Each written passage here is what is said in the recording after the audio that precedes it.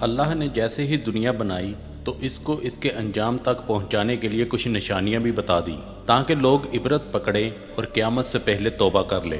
رسول اللہ صلی اللہ علیہ وآلہ وسلم نے قیامت سے ہونے والی پہلے جو نشانیاں بتائی ہیں ان میں بہت سی پوری ہو چکی ہیں، جبکہ بہت سی بڑی پیشن گوئیاں جو ابھی ظہور پذیر نہیں ہوئی۔ جو ان بڑی پیشن گوئیوں میں سے ایک حضرت امام مہدی علیہ السلام کے ظہور کی ہے، جن کا ظہور قیامت سے پہلے ہوگا۔ آخری نبی حضرت محمد صلی اللہ علیہ وآلہ وسلم نے حدیث میں یہ خبر دی ہے کہ قیامت سے پہلے ایک زمانہ ایسا آئے گا کہ دنیا میں کفر پھیل جائے گا، زمین ظلم اور سرکشی سے بھر جائے گی، اسلام صرف مکہ اور مدینہ میں رہ جائے گا۔ اس وقت نبی کریم صلی اللہ علیہ وآلہ وسلم کی بیٹی سیدہ فاطمہ علیہ السلام کی اولاد میں سے ایک شخص پیدا ہوگا جو زمین کو عدل اور انصاف سے بھر دے گا۔ ان کی حکومت تمام روئے زمین پر ہوگی، لہٰذا آپ صلی اللہ علیہ وآلہ وسلم نے فرمایا دنیا ختم نہ ہوگی یہاں تک کہ عرب کا بادشاہ ایک شخص بنے گا جو مجھ سے یعنی میرے گھر والوں میں سے ہے، اس کا نام میرے نام کے مواقف یعنی محمد ہوگا، اس کے باپ کا نام میرے باپ کے مواقف یعنی عبداللہ ہوگا۔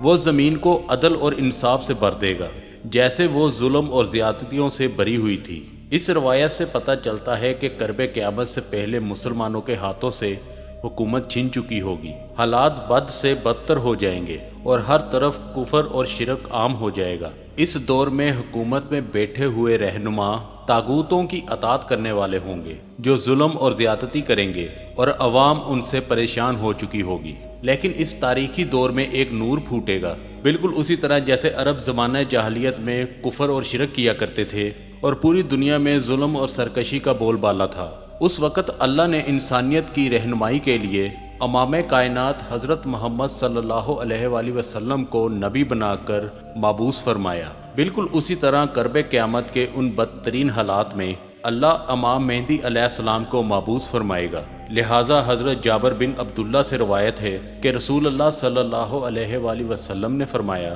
وہ وقت قریب ہے جب عراق والوں کے پاس روپے اور غلہ آنے پر پابندی لگا دی جائے گی۔ تو آپ سے پوچھا گیا یہ پابندی کس کی جانب سے ہوگی؟ تو آپ نے فرمایا اجمیوں کی جانب سے۔ پھر آپ نے کچھ دیر خاموش رہنے کے بعد کہا اور وہ وقت قریب ہے جب اہل شام پر بھی یہ پابندی لگا دی جائے گی۔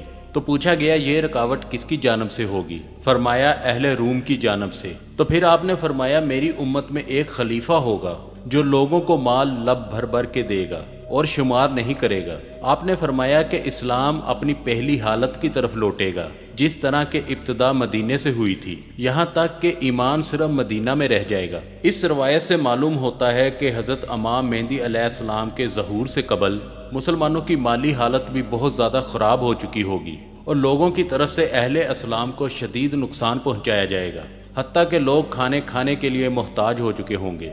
حضرت امام مہدی علیہ السلام کا ظہور کیسے ہوگا؟ اس کے مطابق بہت سی روایات ملتی ہیں کہ رسول اللہ صلی اللہ علیہ وآلہ وسلم نے فرمایا ذی الحجہ کے مہینے میں قبائل کے درمیان میں کشاکش اور معاہدہ شکنی ہوگی، لہٰذا حاجیوں کو لوٹا دیا جائے گا اور مینا میں جنگ ہوگی، بہت زیادہ قتل و عام اور خون خرابہ ہوگا، یہاں تک کہ عقبہ جمرہ میں بھی خون بہہ رہا ہوگا۔ نوبت یہاں تک آئے گی کہ حرم والا یعنی حضرت امام مہدی علیہ السلام بھی وہاں سے چلے جائیں گے، وہ با کر رکن اور مقام ابراہیم کے درمیان میں آئیں گے اور ان کے ہاتھ پر بیعت کی جائے گی۔ اگرچہ امام مہدی اس کو پسند نہیں کریں گے، بیعت کرنے والوں کی تعداد اہل بدر کے برابر ہوگی۔ ان بیعت کرنے والوں کے ساتھ ساتھ زمین اور آسمان والے خوش ہو جائیں گے۔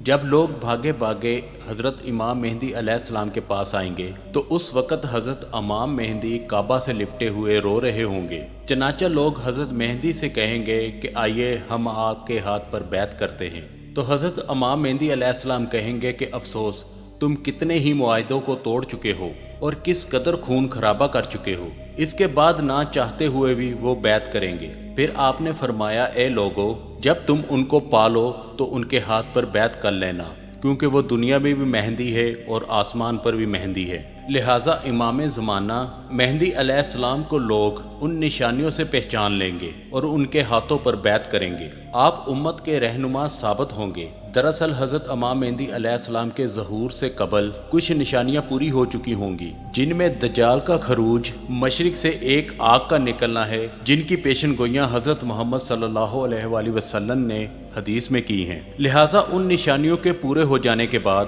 مسلمان خود اس انتظار میں ہوں گے کہ اس امت کو نجات دلانے والا رہنما وہ قریب ہی آنے والا ہے۔ حدیث شریف میں حضرت امام مہدی علیہ السلام کا حلیہ اور شکل و تصویر تفصیل سے بیان ہوا ہے۔ لہٰذا حضرت ابو سعید خدری رضی اللہ تعالیٰ عنہ سے روایت ہے کہ رسول اللہ صلی اللہ علیہ وآلہ وسلم نے فرمایا، مہدی میری اولاد میں سے ہوں گے، روشن اور کشادہ پیشانی اور اونچی ناک والے، وہ روح زمین کو عدل اور انصاف سے بھر دیں گے جس طرح وہ ظلم اور ستم سے بری ہوئی تھی۔ وہ 7 برس تک زمین پر اقتدار میں رہیں گے۔ ایک روایت میں آتا ہے حضرت امام مہدی علیہ السلام کے چہرے مبارک کی رنگت عربی اور جسمانی سات اسرائیلی ہوگی۔ جب حضرت امام مہدی علیہ السلام کا ظہور ہوگا اس وقت حضرت عیسیٰ علیہ السلام بھی آسمان سے نازل ہو چکے ہوں گے۔ حضرت عیسیٰ علیہ السلام اللہ کے برگزیدہ نبی تھے جنہیں آپ کی زندگی میں ہی آسمان پر اٹھا لیا گیا تھا۔ ایک پیغمبر ہونے کے باوجود عیسیٰ علیہ السلام حضرت امام مہدی کے پیچھے نماز ادا کریں گے۔ لہٰذا روایتوں میں آتا ہے کہ صبح کی نماز کے وقت دمشق کے مسجد کے شرقی مینار سے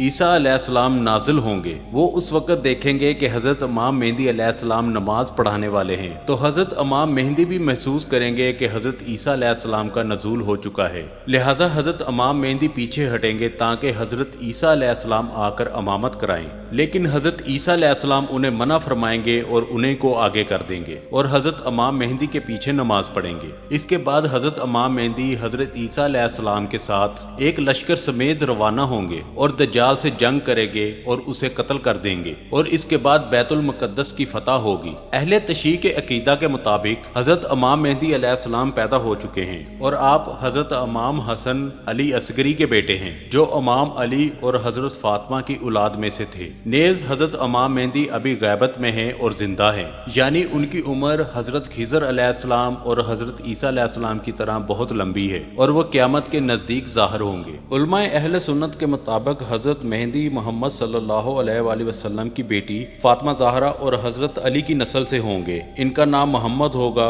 اور کنیت ابو القاسم ہوگی۔ وہ ابھی پیدا نہیں ہوئے مگر پیدا ہونے کے بعد وہ باقاعدہ حضرت عیسیٰ علیہ السلام کے ساتھ مل کر کفار اور مشرکین سے جنگ کریں گے اور ایک اسلامی حکومت قائم کریں گے۔ ان کی پیدائش قیامت کے نزدیک ہوگی اور ان کا ظہور مشرق سے ہوگا اور بعض روایات کے مطابق مکے سے ہوگا۔ ان کے ظہور کی نشانیاں بھی بہت کثرت سے بیان کی گئی ہیں، باقی صحیح بات کا علم تو صرف اللہ ہی کو ہے۔